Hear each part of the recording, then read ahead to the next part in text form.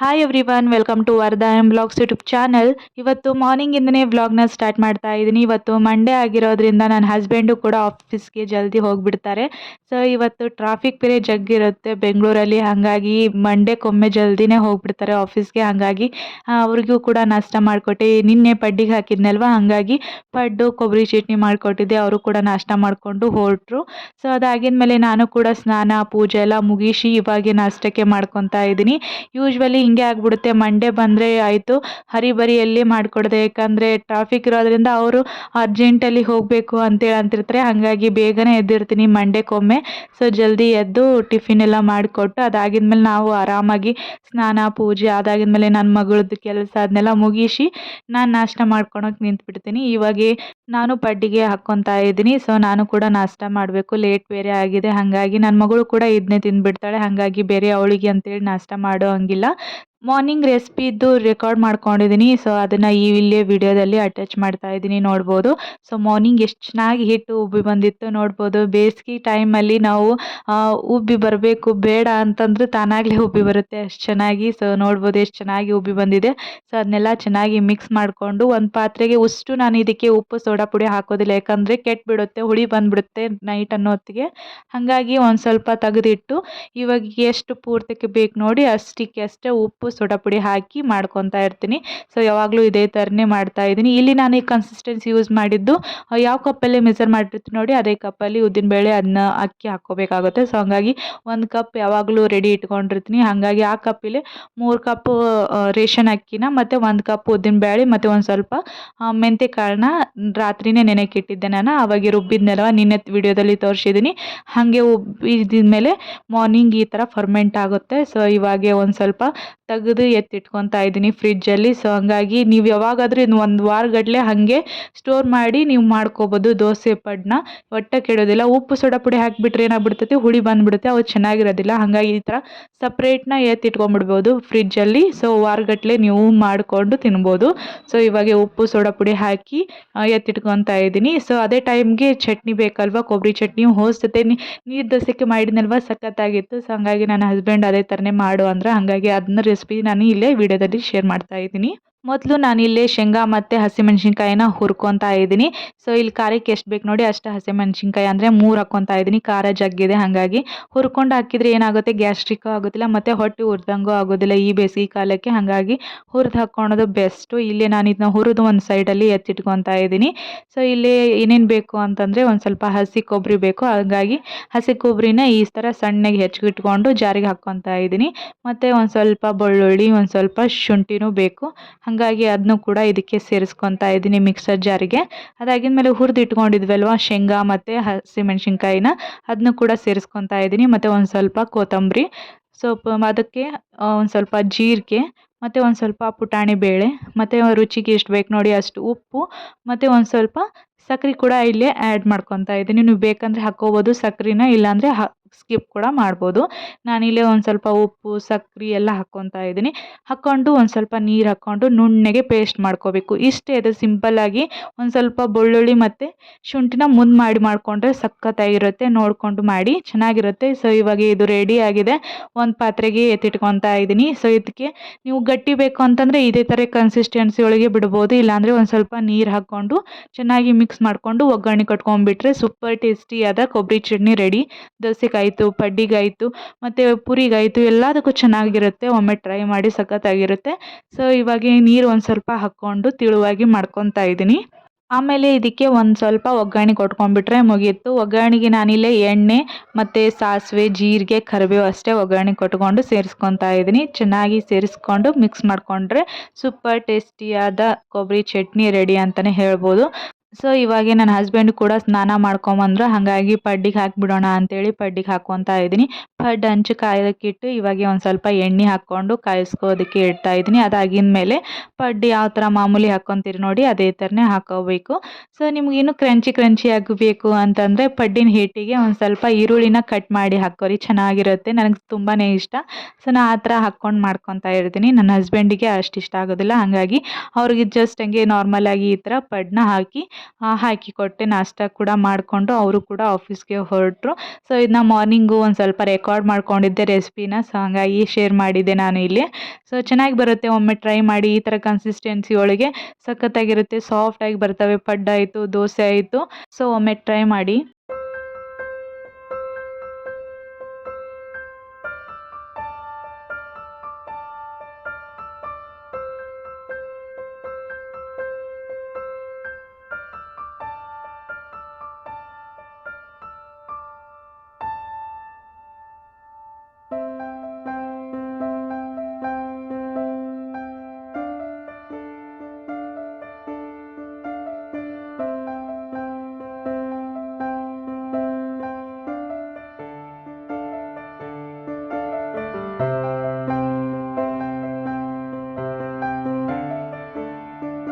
ಎರಡೂ ಕಡೆ ಚೆನ್ನಾಗಿ ಬೇಯಿಸ್ಕೊಂಡು ತಗೊಂಡ್ಬಿಟ್ರೆ ಪಡ್ಡು ರೆಡಿನೇ.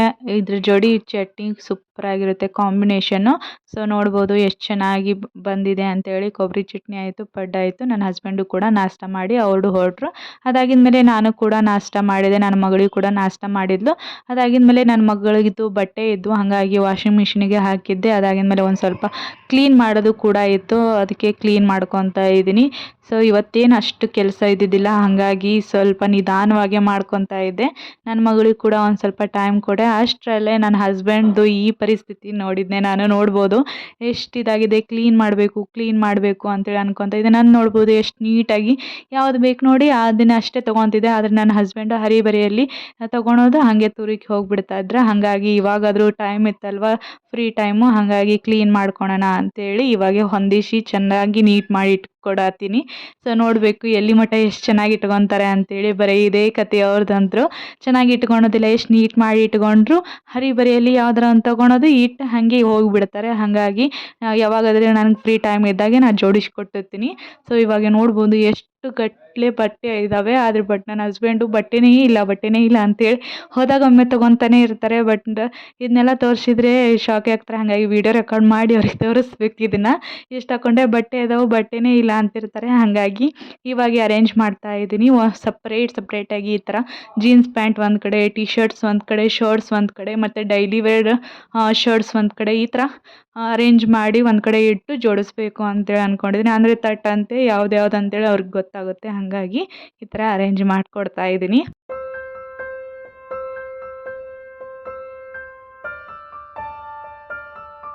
ಶರ್ಟ್ಸ್ ಎಲ್ಲ ಐರನ್ ಮಾಡೋದಕ್ಕೆ ಕೊಡಬೇಕು ಅಂತೇಳಿ ಅಂದ್ಕೊಂಡಿದ್ದೀನಿ. ನೋಡಬೇಕು, ನನ್ನ ಹಸ್ಬೆಂಡ್ ಬಂದಮೇಲೆ ಕೇಳಿ ಕೊಟ್ಬಿಡ್ಬೇಕು. ಇಲ್ಲ ಅಂದರೆ ಮುದ್ದಿಯಾಗಿ ಬಿಟ್ಟಿದ್ದಾವೆ, ಹಾಗಾಗಿ ತುರುಕಿ ಹೋಗ್ತಾರೆ ಅಲ್ವಾ. ಅವನು ಕೂಡ ಏನು ಆಫೀಸ್ಗೆ ಏನು ಹಾಕ್ಕೊಂಡು ಹೋಗೋದಿಲ್ಲ ಶರ್ಟ್ಸ್ನ, ಬರೀ ಟಿ ಶರ್ಟ್ಸ್ ಅಷ್ಟೇ ಯೂಸ್ ಮಾಡ್ತಾರೆ ಇವಾಗ ಜಳ ಇರೋದ್ರಿಂದ. ಹಾಗಾಗಿ ನಾನು ಮನೆಯಲ್ಲೇ ಇಸ್ತ್ರಿ ಮಾಡಬೇಕು ಅಂತೇಳಿ ಅನ್ಕೊತೀನಿ. ನನ್ನ ಮಗಳು ಕಿತಾಪತಿ ಅಲ್ವಾ, ಬಂದು ಹಿಡಿದು ಬಿಡ್ತಾಳೆ, ಕರೆಂಟಿಂದ ಬೇರೆ ಅಂತೇಳಿ ಹೆದರಿಕೆ. ಹಾಗಾಗಿ ಮನೆಯಲ್ಲಿ ಮಾಡೋದಕ್ಕೆ ಹೋಗೋದಿಲ್ಲ, ಹೊರಗಡೆನೇ ಇಲ್ಲೇ ಕೊಡಬೇಕು ಅಂತೇಳಿ ಅಂದ್ಕೊಂಡಿದ್ದೀನಿ. ನೋಡಬೇಕು ಇವಾಗ ಹಾಗೆ ಅರೇಂಜ್ ಮಾಡಿ ಇಟ್ಕೊಳೋಣ, ಅದಾಗಿನ ಮೇಲೆ ಕೇಳಿ ಕೊಟ್ರಾಯ್ತು ಅಂತೇಳಿ. ಸೊ ಇವಾಗ ಹಾಗೆ ಮಡಿಚಿಡ್ತಾ ಇದ್ದೀನಿ.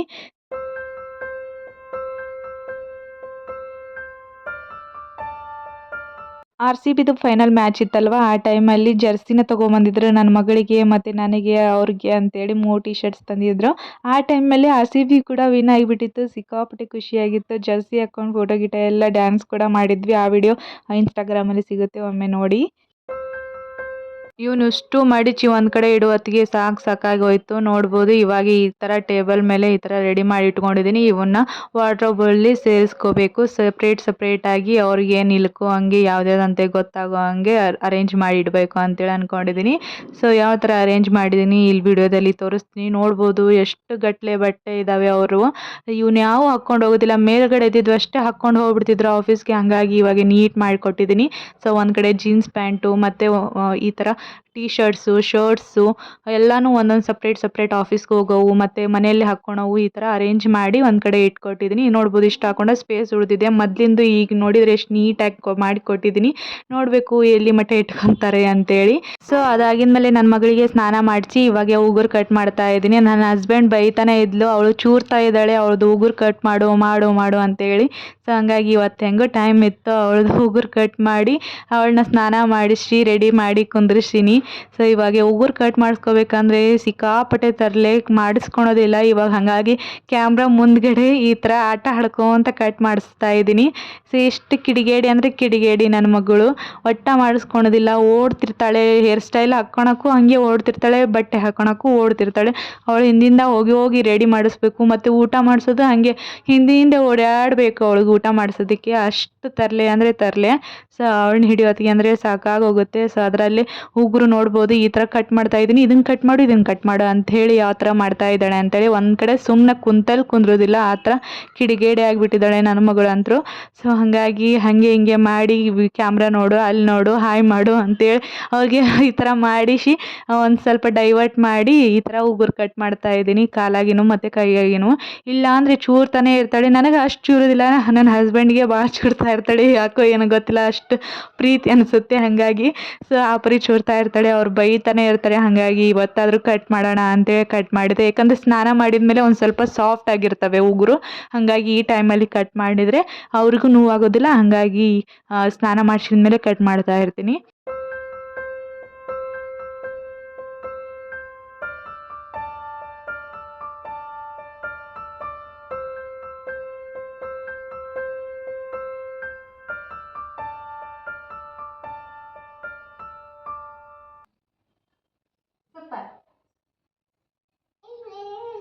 ಅಲ್ಲಿ ತಕೊಂಡ ಏನು ಮಾಡ್ಕೊಂಡೆ ನೀನು?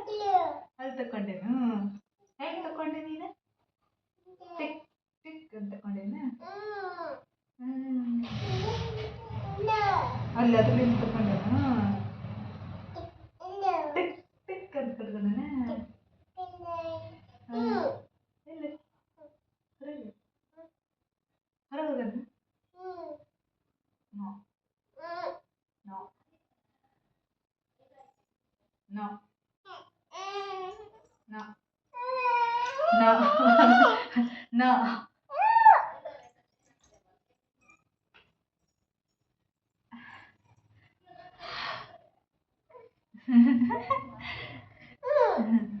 ಹೌದಾ? ಬಾ.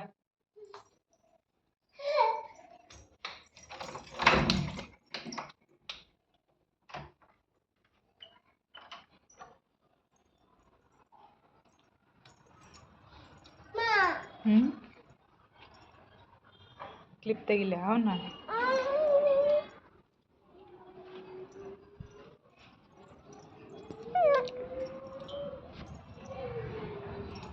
ಒಳಗೆ ನಿಂದ್ರೋದಿಲ್ಲ, ಬರೀ ಹೊರಗೆ ಹೋಗೋನು ಅಂತಿರ್ತಾಳೆ ನನ್ನ ಮಗಳಂತರೂ. ಯಾಕಂದ್ರೆ ಬರೀ 4 ಗೋಡೆ ಮಧ್ಯೆ ಎಷ್ಟು ಅಂತ ಇರ್ಬೇಕು ಹೇಳಿ ಮಕ್ಕಳು, ಹಾಗಾಗಿ ಆಟ ಆಡೋ ವಯಸ್ಸು, ಹೊರಗೆ ಹೋಗೋನು ಅಂತಿರ್ತಾರೆ. ಬಟ್ ಏನು ಮಾಡೋದು, ನಮ್ಮದು ರೋಡ್ ಸೈಡ್ ಆಗಿರೋದ್ರಿಂದ ಮನೆ ಗಾಡಿ ಪಡಿ ಬರ್ತಾನೆ ಇರ್ತಾವೆ, ಹಾಗಾಗಿ ಹೊರಗೆ ಬಿಡೋಕ್ಕೂ ಹೆದ್ರಿಕೆ ಬರುತ್ತೆ, ಓಡ್ತಾನೆ ಇರ್ತಾವೆ, ಆಕಿನ ಹಿಡಿಯೋಕ್ಕೂ ಆಗೋದಿಲ್ಲ ಅಲ್ವಾ. ಹಾಗಾಗಿ ಹೊರಗಡೆ ಅಷ್ಟು ಹೋಗೋದಿಲ್ಲ, ಇಲ್ಲೇ ಅಷ್ಟೇ ಕಂಪೌಂಡ್, ಇಲ್ಲೇ ಆಡ್ತಾ ಇರ್ತಾಳೆ, ಹಾಗಾಗಿ ಇಲ್ಲೇ ಬಿಟ್ಟಿರ್ತೀನಿ.